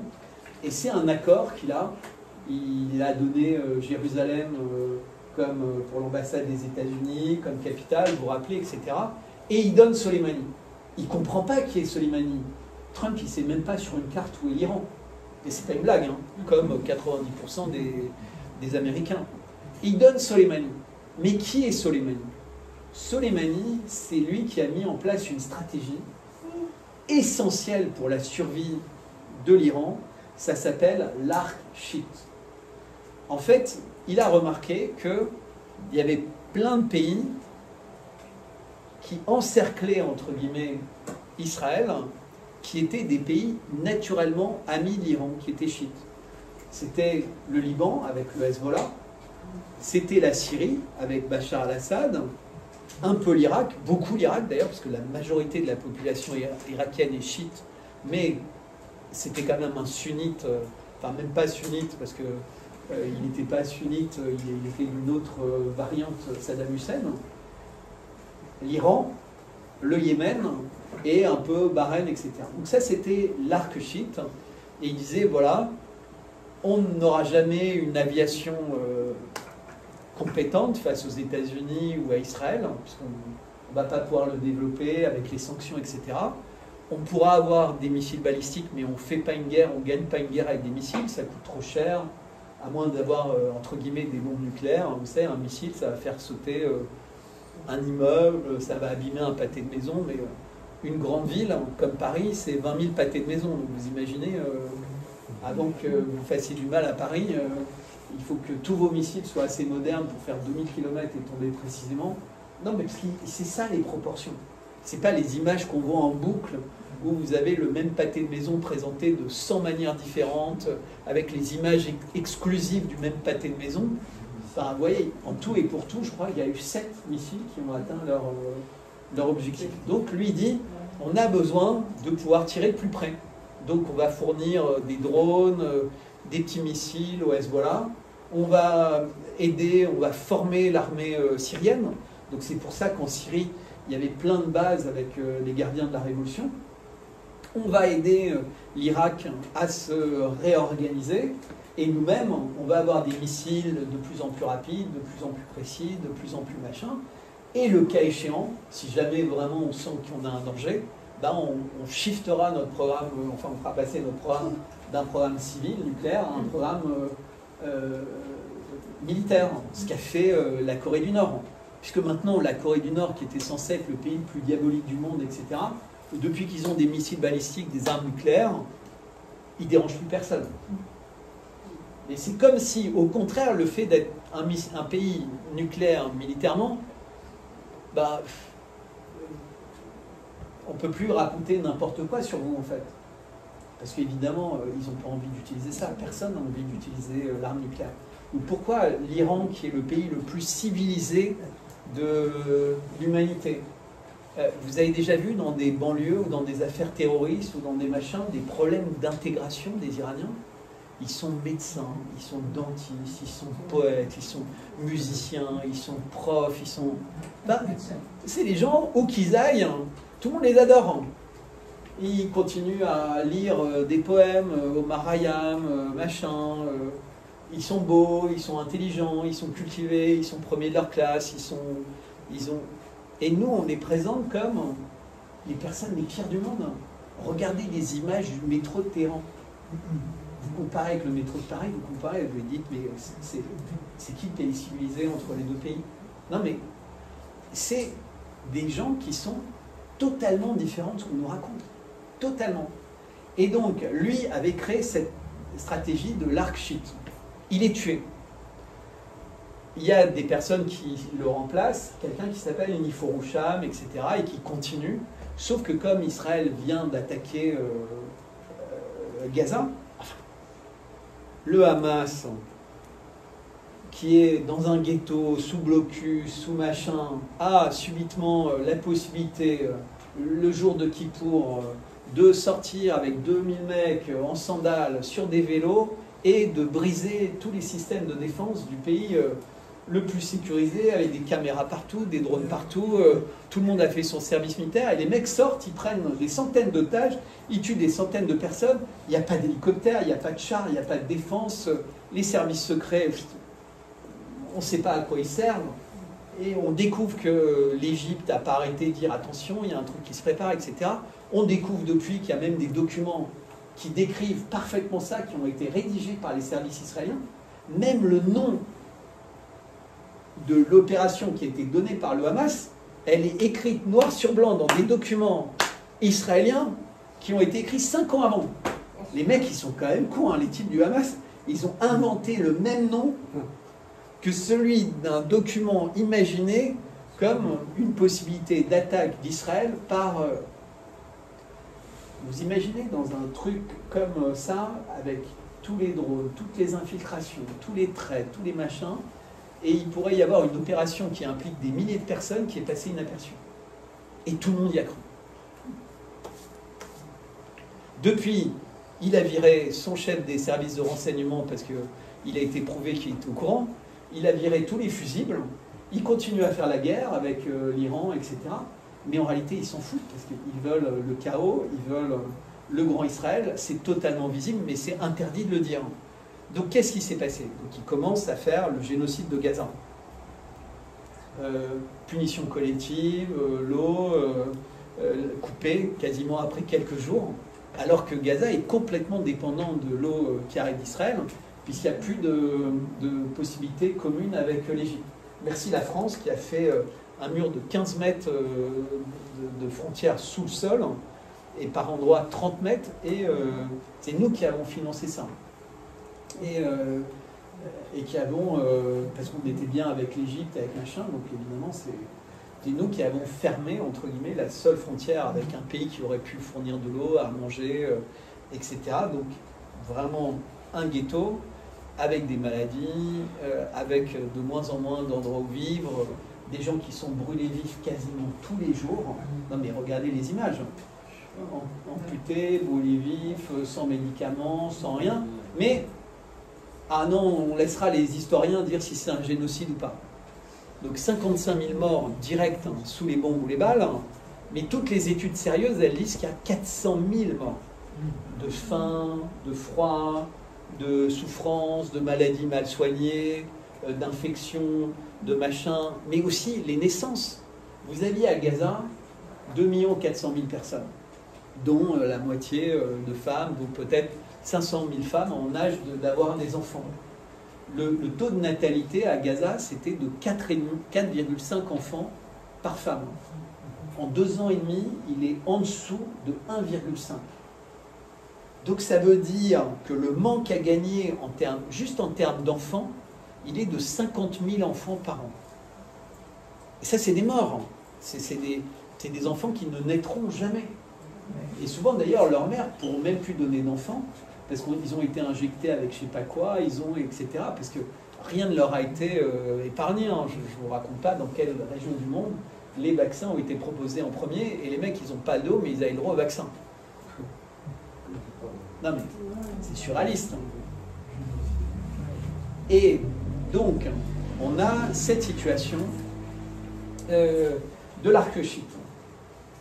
Donc ça commence, et là, tout le monde s'attend à ce que Nasrallah, par solidarité avec les Palestiniens, fasse quelque chose. Parce qu'en fait, il y a une grande armée du Hezbollah qui est préparée depuis longtemps et qui, éventuellement, pourrait avoir envie d'en découdre. Et il y a moment, ça doit être à peu près 2 mois après le début de l'offensive israélienne contre Gaza, Nasrallah prend la parole et il décide de laisser faire la diplomatie. Et donc il annonce qu'il ne rentre pas en guerre, qu'ils vont continuer à soutenir les Palestiniens, etc. Mais il dit on ne rentre pas en guerre. Et quelque part, il faut regarder son histoire. Il y avait eu beaucoup de morts dans les campagnes précédentes, etc. Il se dit est-ce que ça vaut la peine, etc. Il ne rentre pas en guerre. Parce qu'en fait, l'Iran n'est pas très clair, entre guillemets, vis-à-vis du Hamas. Parce que le Hamas, c'est le Qatar, c'est Israël, et l'Iran comprend que c'est un piège. Ça a été un piège pour faire tomber Gaza, puisque le 7 octobre justifie le génocide. Il n'y a qu'à regarder. Hein. À chaque fois que quelqu'un doute, on dit mais rappelez-vous du 7 octobre. Moi j'ai vu encore il y a quelques jours un intervieweur que j'ai évoqué tout à l'heure qui invite un Américain qui n'hésite pas à utiliser le mot génocide, et à chaque fois qu'il le dit, il dit mais vous vous rappelez pas le 7 octobre quand même. Donc c'est toujours le même narratif en fait. Et Nasrallah fait rien, il bouge pas. Donc ils sont bombardés, ils se bombardent. Pareil, les lanceurs d'alerte disent oh, regardez, il y a un drone qui a réussi à taper sur une antenne ou un machin. Vous savez, c'est le truc idiot des soi-disant petites victoires, mais qui ne sont pas du tout des victoires. Ça donne juste l'impression qu'Israël est en danger de ce côté-là. Donc il suffit qu'ils envoient les photos au Congrès américain, au machin. Ils ont quelques milliards de plus parce qu'il y a un danger là, il y a un danger là, il y a un danger là. Et qu'est-ce qui se passe? Il y a cet accident d'hélicoptère. Et dans l'hélicoptère meurt un président, Raisi, adoré par les Iraniens, qui vient du monde religieux. Et comme je le disais tout à l'heure, d'autres personnes, les personnes les plus importantes du voyage sont toutes dans le même hélicoptère. Ça n'arrive jamais. C'est toujours séparé, surtout dans les vols en hélicoptère. Il y avait 3 ou 4 hélicoptères, comme par hasard. Au dernier moment, à l'aller, ils n'étaient pas tous dans cet hélicoptère. Au retour, ils vont tous dans cet hélicoptère. Bizarre, hein. Évidemment, personne ne sait dire pourquoi. Et là, l'Iran décide de dire que c'est un accident. Ils savent très bien que ce n'est pas un accident. Comme disent les Russes, et les Russes le disent, les accidents arrivent trop du même côté. Les usines qui explosent, des machins, des trucs. C'est comme Notre-Dame. Dieu, en fait, ne fait tomber que les gens du même camp. Vous voyez, puisque si c'est un accident, c'est la faute n'a pas de chance. On revient sur l'acte de Dieu. Et il brûle les cathédrales, il fait tomber les présidents sympas, il machin. Enfin, je ne vous fais pas toute la liste. Hein. Vous avez un bateau russe qui coule en Méditerranée, vous avez un machin, truc. Ah non, mais on ne sait pas, il n'y a pas de sous-marin. Et là, ils disent, les Iraniens, hein, c'est un accident. Alors que les Israéliens, eux, ils disent, s'il n'y a pas de traces, c'est que c'est le Mossad. Et élection organisée, et là, ils prennent le plus petit dénominateur commun. C'est-à-dire, il y a un ayatollah vieillissant, pratiquement les chefs qui comprenaient un peu la stratégie sont morts, et là, ils élisent l'inconnu, le mec qui est candidat parmi 18 candidats, un chirurgien. J'ai rien contre les chirurgiens, hein. Mais le mec, il est médecin. Il a passé sa vie dans des congrès médicaux aux 4 coins du monde, à rencontrer des médecins français, américains. Enfin, vous savez, hein, les congrès médicaux, hein, vous êtes invité dans un bel hôtel. Éventuellement, vous avez des chocolats ou des petites nanas sympas. Ça fait partie du programme. C'est ça, les congrès médicaux. Alors bon, mesdames, hein, si votre mari... lui ne l'a jamais fait. Mais c'est le système. Et vous allez acheter des choses chères, des machins, etc. Et donc là, ils ont pris un mec qui... Parce que les médecins iraniens se sont invités dans les congrès médicaux. Hein. C'est pas la Corée du Nord, l'Iran. Les gens y vont, les gens partent, malgré les sanctions. Parce que souvent, les Iraniens, ils ont plein de passeports. Hein.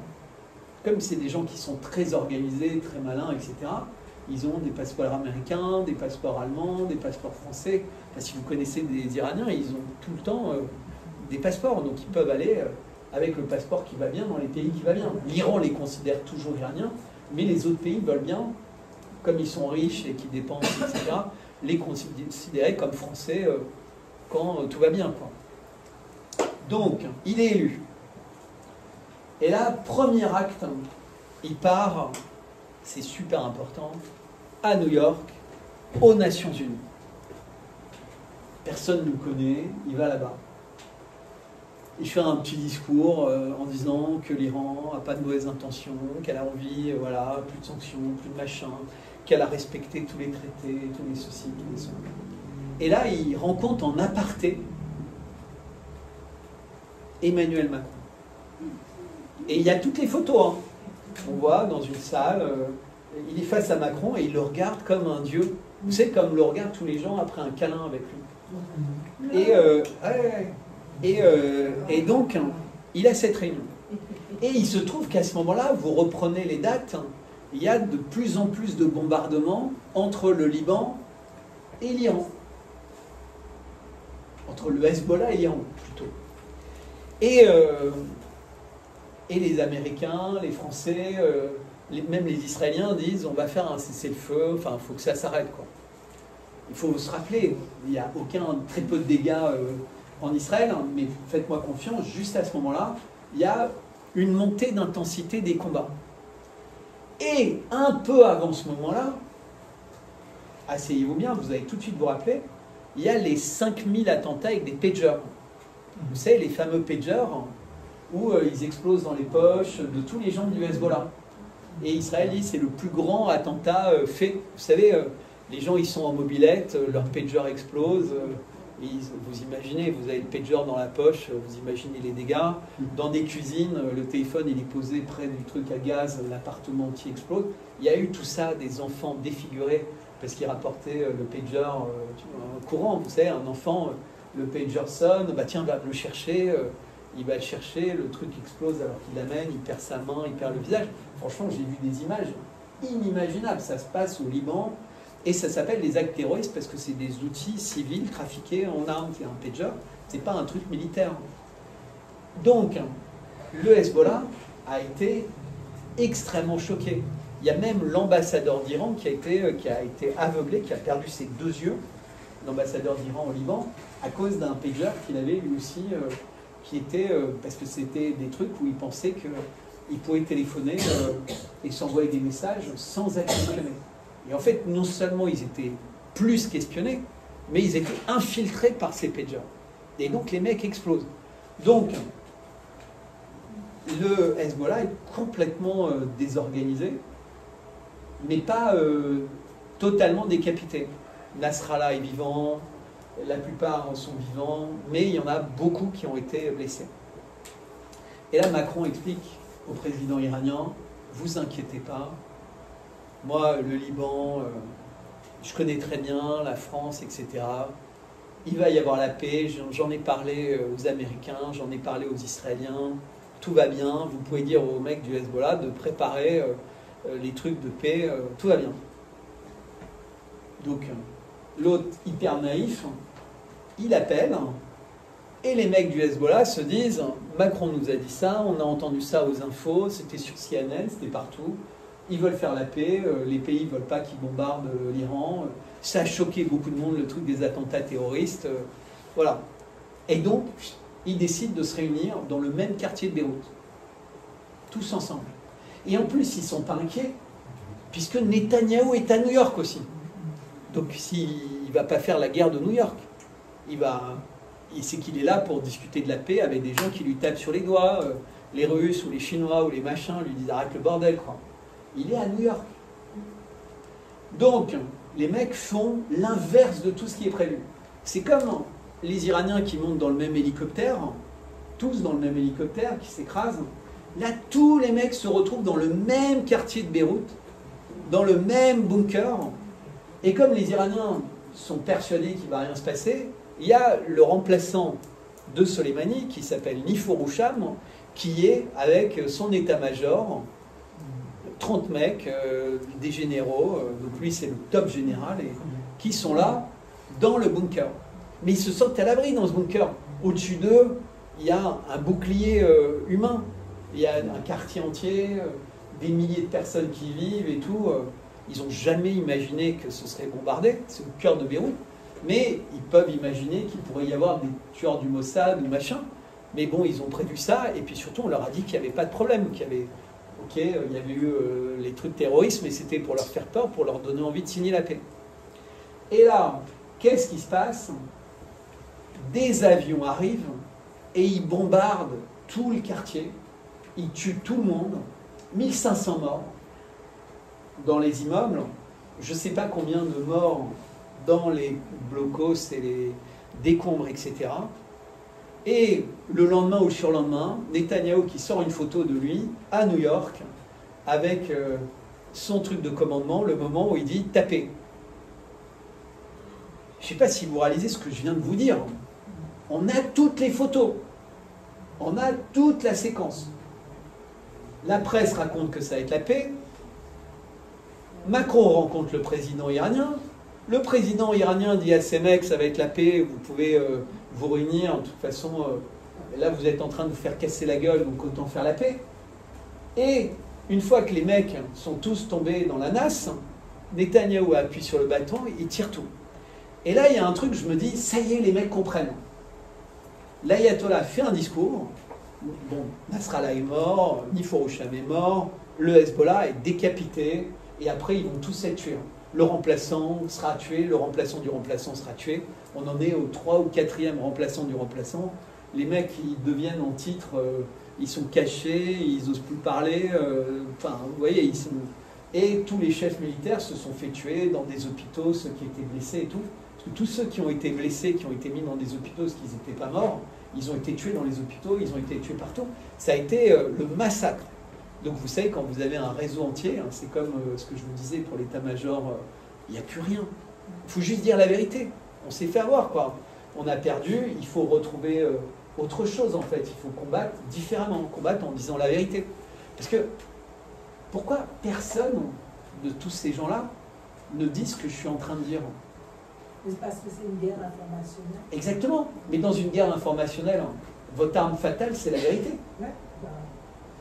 C'est quand même pas simple enfin, c'est plus facile de dire la vérité que de continuer à raconter qu'on va gagner. Et moi, je me rappelle, à cette époque-là, tout le monde disait « Non, mais le Hezbollah va sortir, il va renaître 10 fois plus puissant. » Vous savez, le truc du phénix, là, qui est au-dessus de Notre-Dame. Mais ils vont renaître de leur sang. Vous savez, c'est... Parce que tout ça, c'est inscrit dans nos gènes petit à petit. On croit qu'on est des phénix, qu'on est mis aux cendres et qu'on va renaître plus fort. Parce que comme on ne croit plus en Dieu, on ne croit plus en la vérité, on ne croit plus en rien, on croit à ça. D'ailleurs, c'est au-dessus de Notre-Dame, comme un symbole que... Hein, qu'est-ce qu'il a dit, Macron? Réinventer, ré-machin, ré-ceci, ressusciter. Et donc, il est mort. Et depuis, le Hezbollah, vous n'entendez plus beaucoup parler de lui, hein, je pense. L'armée la plus puissante de cette région, qui était capable, 100 000 personnes et tout. Imaginez si Nasrallah, il avait décidé de faire ce que Poutine n'arrête pas de dire, quand la guerre est certaine, il faut attaquer en premier. Imaginez s'il avait dit, allez-y. 120 000 mecs, armés, organisés, en commando, qui passent en même temps les frontières, personne ne peut les arrêter. C'est pas avec des balles, avec des avions, avec des machins que vous arrêtez ces mecs-là. C'est impossible. Ils ont des motos, ils ont des jeeps, ils ont des trucs.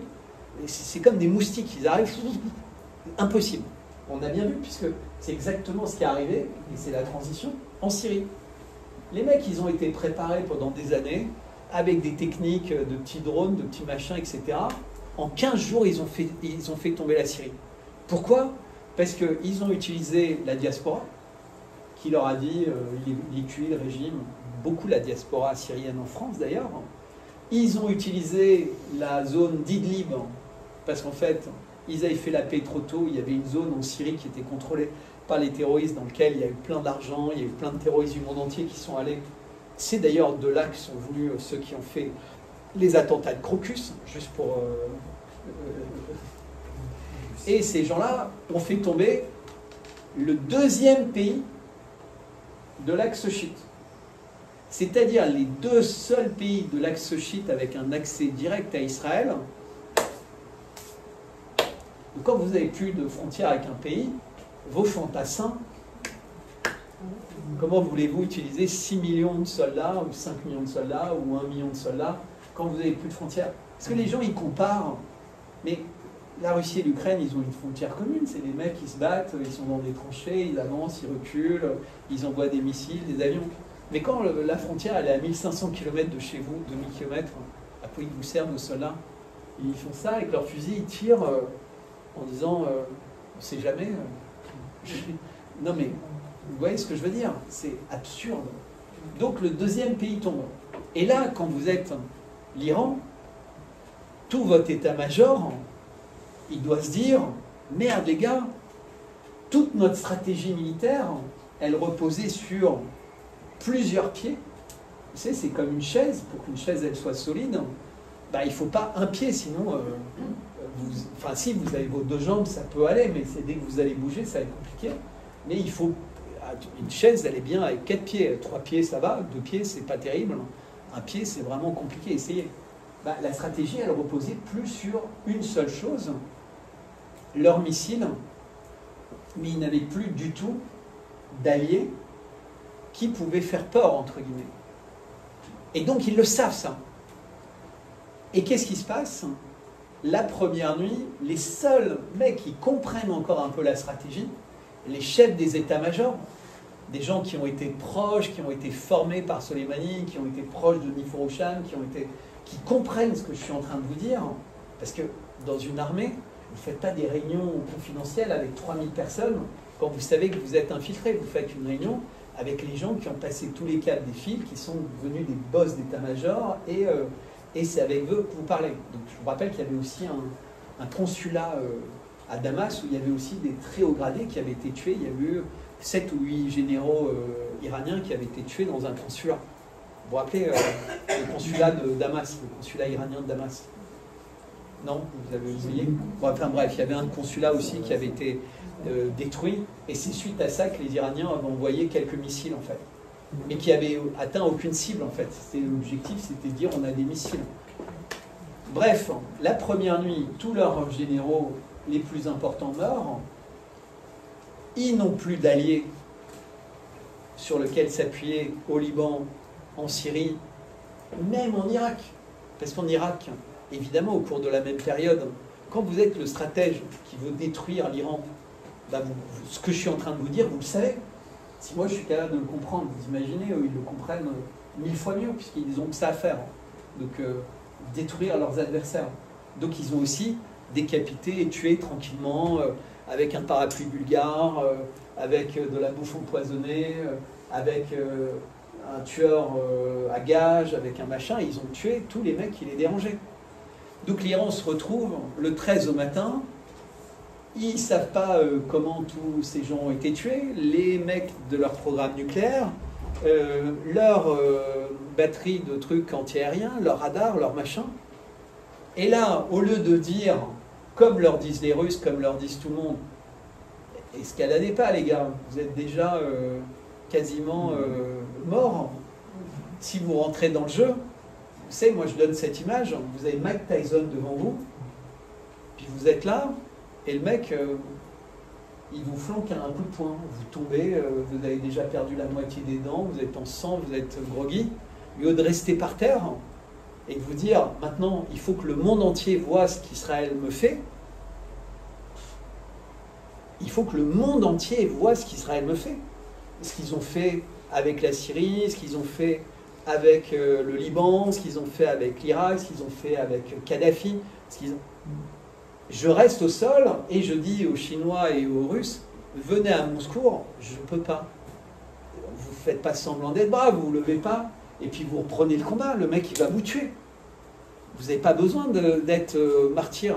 Vous êtes le dernier peuple avec une foi, avec l'intérêt pour la poésie, avec l'intérêt pour l'histoire de toute cette partie du monde. Parce que allez vous balader en Irak, allez vous balader en Jordanie, allez vous balader en Syrie, les mecs ils n'ont même plus le droit de prier.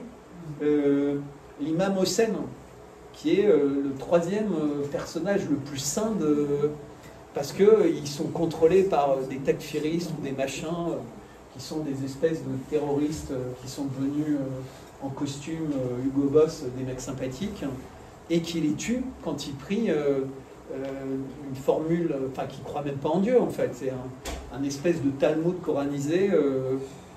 Non mais...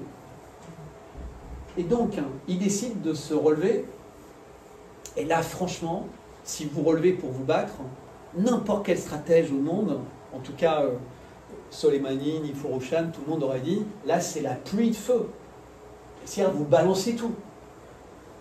Quitte à savoir que vous êtes en train de mourir, vous ne faites pas semblant, quoi. Vous dites, vous faites ce que vous avez annoncé.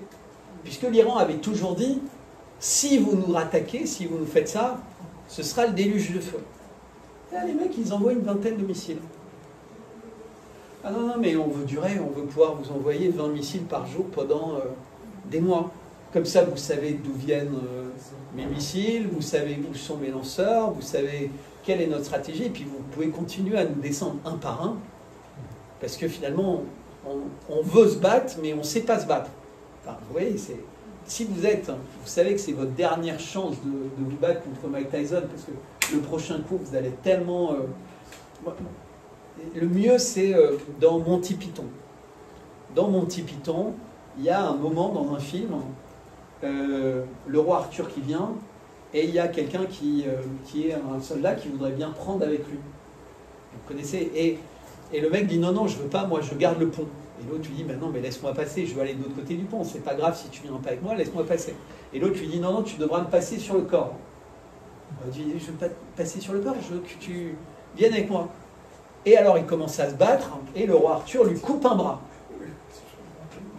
Et le mec, il prend un peu son épée avec le bras gauche, le sang coule et tout, et il continue à se battre. Et là, il est devenu faible déjà, avec son bon bras, il était faible. Et là, le roi Arthur lui coupe le deuxième bras. Et il dit, maintenant, t'abandonnes quand même. Alors le mec, il a plus de bras, il est là. Ah non, non, non, non. Alors le roi Arthur dit, mais arrête et tout, c'est pas possible. Alors il coupe une jambe. Il lui reste plus qu'une jambe. Et le sang coule de tous les côtés, etc. Et il était là, mais arrête maintenant, laisse-moi passer. Ah non, non, non, tu vas pas passer. Mais tiens, alors il lui coupe la deuxième jambe. Il a plus de bras, plus de jambes. Il est au sol. Et ah non, non, et tu vas pas passer. Bon bah évidemment, le roi Arthur, maintenant le mec il a plus de jambes, plus de bras, et il passe. Vous voyez, c'est exactement ça. Mais quand vous le voyez dans un Monty Python, vous comprenez. Mais quand vous le voyez dans la réalité, qu'est-ce qui s'est passé? Eh bien, tous les gens qui sont les fameux marchands du temps dont je vous parle, les gens qui sont vraiment dangereux, ils vous ont dit, regardez, l'Iran, magnifique, ils ont envoyé des missiles, ils sont braves, ils sont machin, ils ont envoyé des missiles. Et les missiles ont traversé le bouclier. Ça montre qu'Israël n'est pas invincible. Mais Israël, ils étaient ravis. Ils ont eu des images à montrer au monde entier. Regardez comme l'Iran est dangereux. Ils ont bombardé des immeubles civils. Ils ont tué des civils. Ils ont... En fait, qu'est-ce qui s'est passé? L'Iran a fait exactement ce dont rêvait Israël. Ils ont montré qu'Israël était victime, n'était pas suffisamment armé, pas suffisamment aidé contre un pays qui est tellement barbare qu'il a visé uniquement des civils, alors qu'Israël ne visait que des installations militaires et ne tuait que des militaires. Alors qu'en réalité, ils avaient tué les familles entières des officiers, ils avaient machin, ils avaient ceci. Et qu'est-ce qui s'est passé après pendant 15 jours? Ben, tous les jours, l'Iran a redonné une bonne raison à Israël de les massacrer le lendemain. Donc ils envoyaient des missiles qui étaient arrêtés, ça faisait des belles images, les gens étaient là, oh joli feu d'artifice. Vous comprenez, ils se battent. Alors moi j'essayais d'expliquer que c'était des conneries. Ah non mais d'un seul coup, parce que j'expliquais ce que je vous explique maintenant, c'était parce qu'en fait j'étais un allié camouflé d'Israël dans la résistance. Non mais je vous assure. Et je me retrouvais avec des menaces de mort, des machins, parce qu'en fait j'étais infiltré pour dire la vérité, et donc que c'était servir les intérêts d'Israël que de dire que l'Iran était faible. Mais personne n'a besoin de le dire, ça se voit. Les mecs, ils n'ont pas le contrôle aérien. L'ayatollah, il est dans une cave.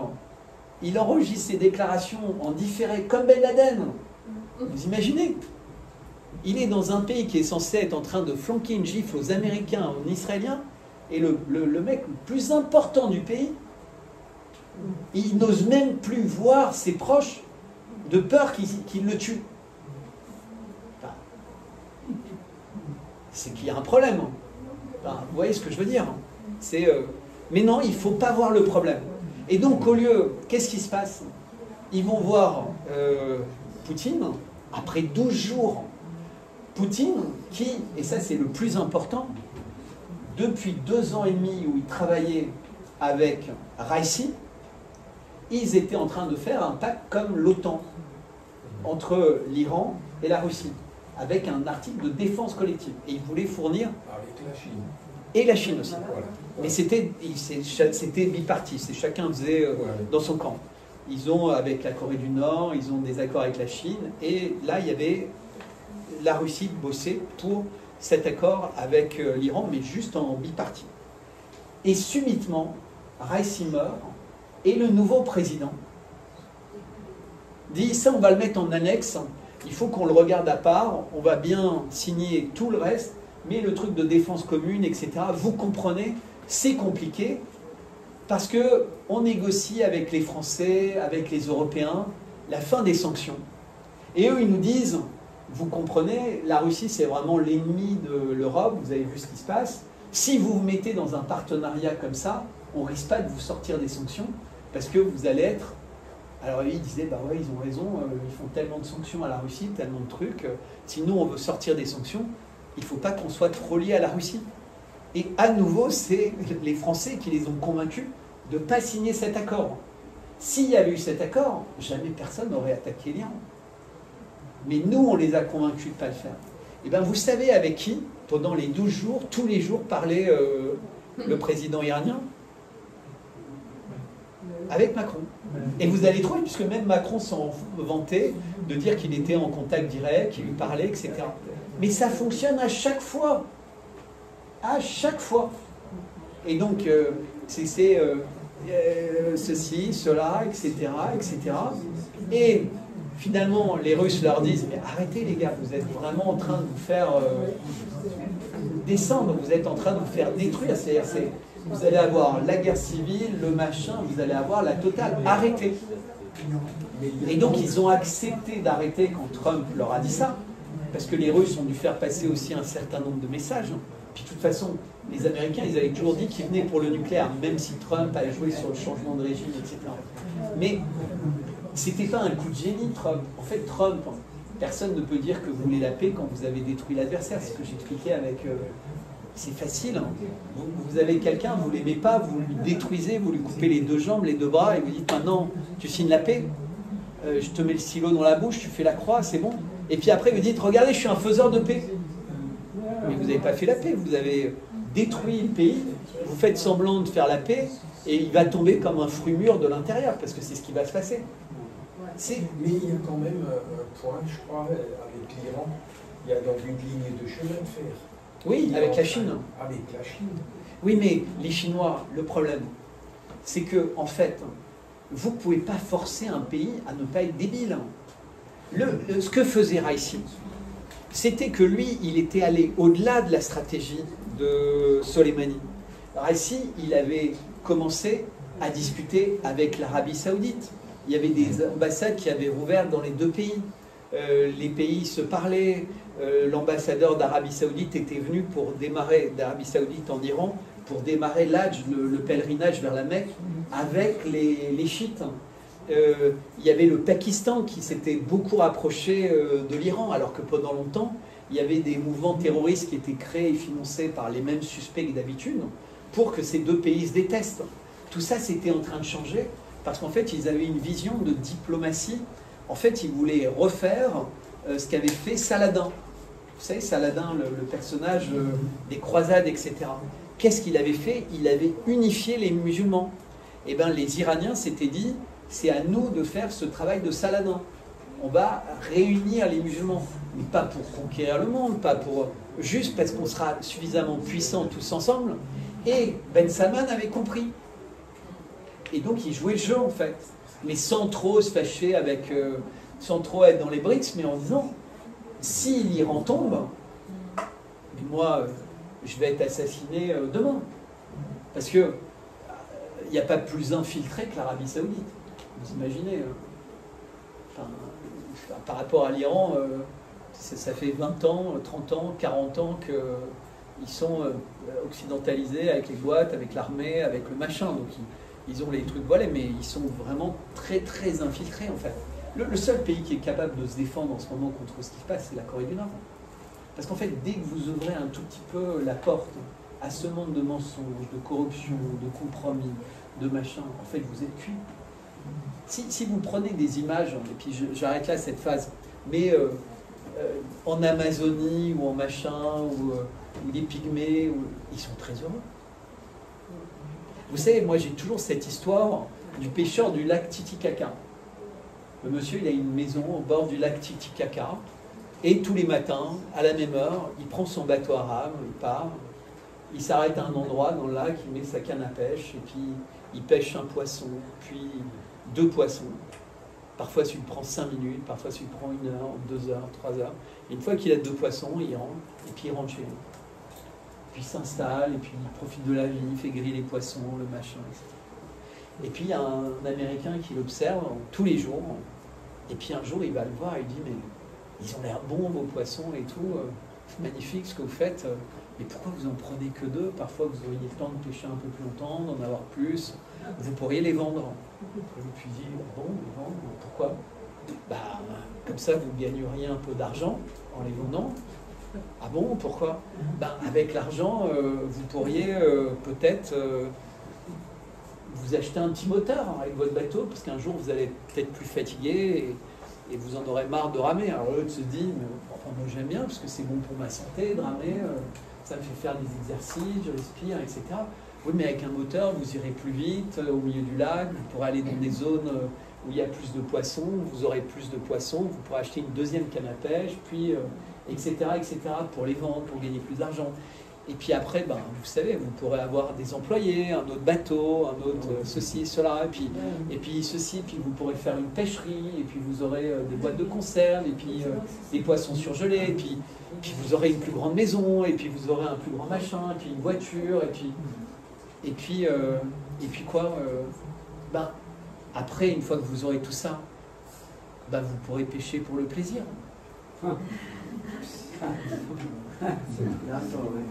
Bah ouais.